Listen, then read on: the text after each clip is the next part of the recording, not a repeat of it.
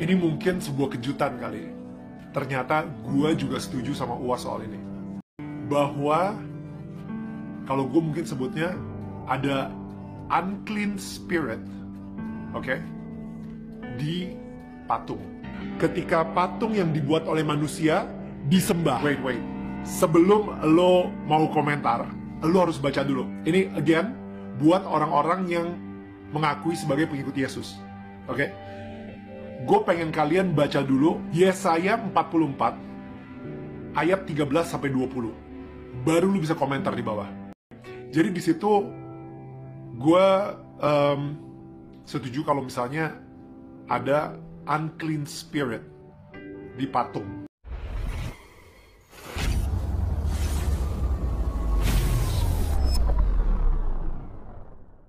Shalom sahabat KP yang diberkati Tuhan. Pada kesempatan ini saya ingin menanggapi pernyataan Daniel Mananta yang mengatakan di dalam patung ada roh jahat.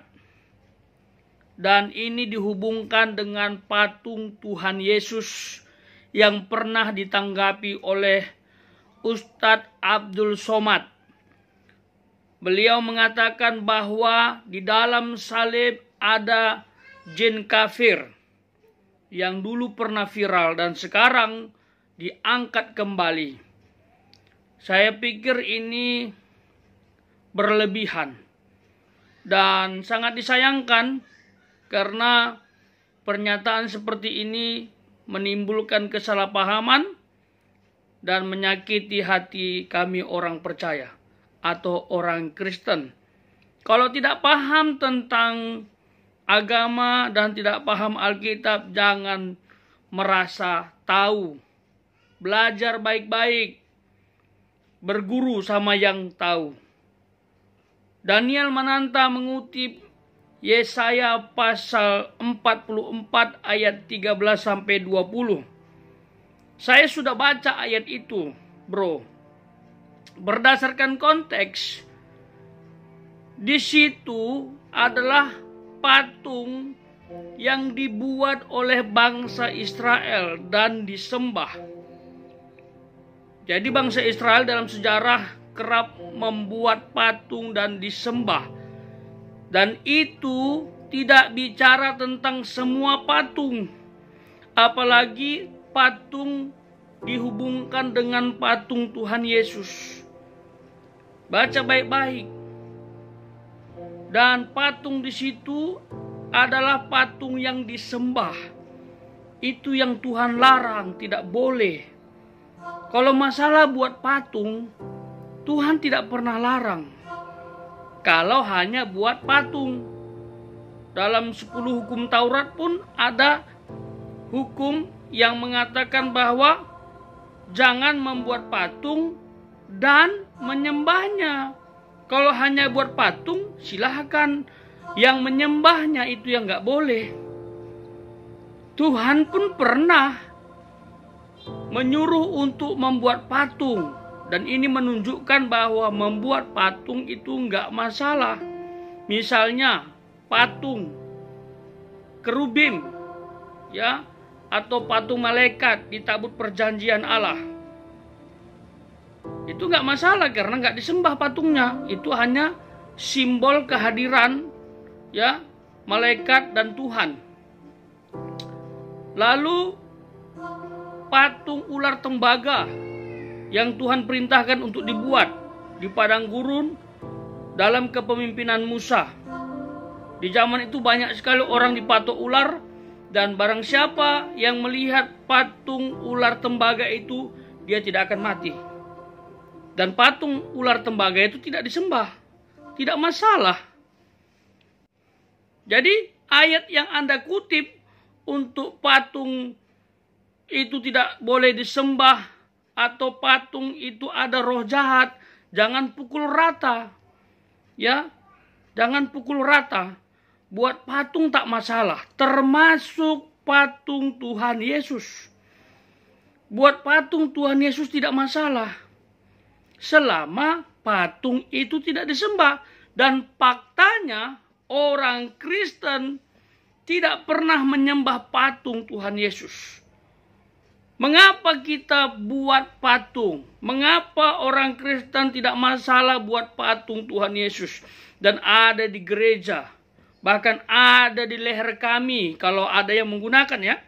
Kalau mau menggunakan patung Tuhan Yesus.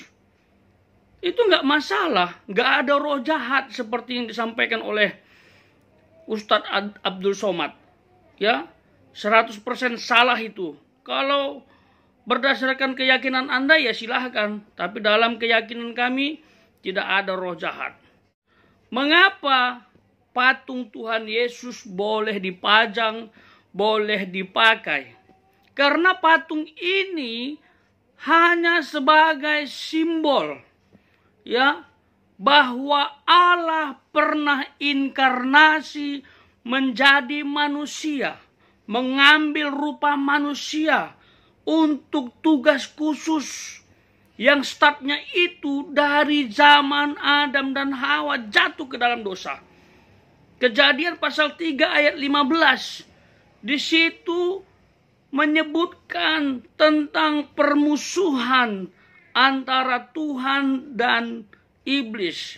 Antara keturunan wanita yang akan lahir dengan iblis dan keturunan wanita satu-satunya tanpa benih seorang pria hanya Yesus Kristus, yaitu Allah mengambil rupa manusia.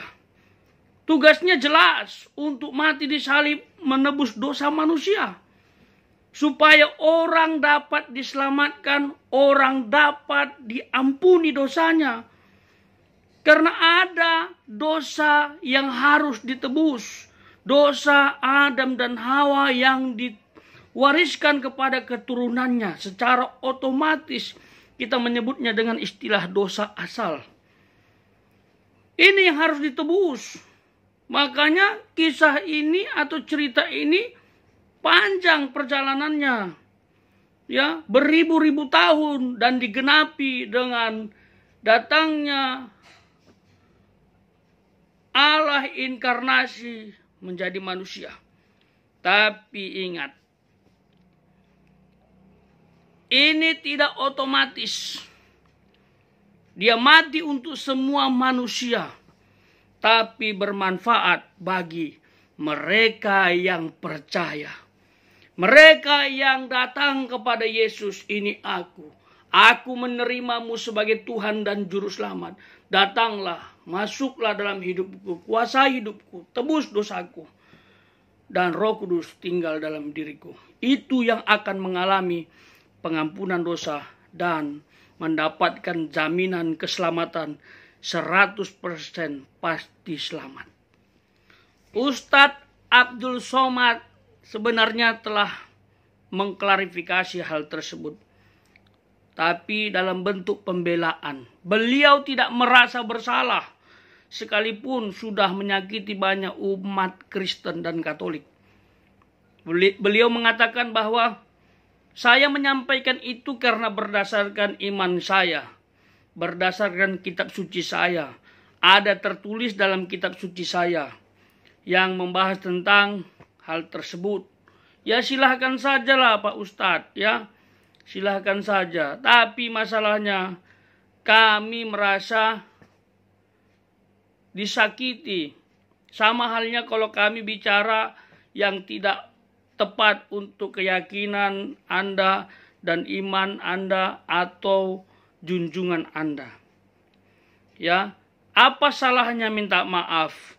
Ya, sebagai bentuk toleransi atau bentuk menghargai sesama manusia, sesama anak bangsa, ya sesama Indonesia yang harus menjunjung tinggi Bhinneka Tunggal Ika. Kalau itu Bapak lakukan pasti ya kami sangat memaklumi ya apa yang Bapak sampaikan berdasarkan keyakinan. Tapi masalahnya beredar di Indonesia ini yang seolah-olah mengatakan statement Bapak itu benar. Ditambah lagi Daniel Mananta ini memperkeruh ya Bro, kalau nggak tahu Alkitab, Anda mengutip Yesaya 44 ayat 13 sampai 20 itu dengan sembarangan, ya udah belajar dulu. Jangan asal ngomong. Konteks itu tidak bisa digunakan untuk patung Tuhan Yesus. Ya. Catat baik-baik sekali lagi. Saya setuju memang kalau patung itu disembah, ya, itu bisa diambil alih oleh iblis untuk menjadi media menyesatkan manusia. Tapi masalahnya orang Kristen tidak menyembah patung. Itu hanya simbol, saya tegaskan kembali. Sebagai simbol bahwa Allah pernah menjadi manusia dan menebus dosa. Dan membuat kami menjadi selamat. Lagian aneh, Pak Ustadz Abdul Somad mengatakan di dalam salib ada jin kafir. Padahal dalam keyakinannya Yesus tidak disalib. Yesus tidak mati disalib. Ya, tidak ada ajaran tentang Yesus disalib dalam kitab suci Anda kan? Bahkan ada yang mengatakan yang disalib itu bukan Yesus. Yang disalib adalah Yudas. Jadi kok bisa salib Yesus itu ada jin kafir? Padahal faktanya dalam keyakinan Anda Yesus tidak disalib. Aneh kan? Tapi dalam keyakinan kami dia disalib. Untuk tujuan mulia tadi. Saya pikir ini yang bisa saya sampaikan. Ya, sebagai bentuk pembelaan terhadap iman kami, junjungan kami. Kalau di mata Bapak Abdul Somad, ya, Yesus itu seorang nabi saja, silahkan. Tapi di mata kami, dia adalah Tuhan, termasuk Tuhan untuk semua manusia. Kalau nggak percaya, urusan Anda. Kalau percaya, selamat. Anda masuk dalam komunitas tubuh Kristus yang akan diselamatkan. Tuhan memberkati.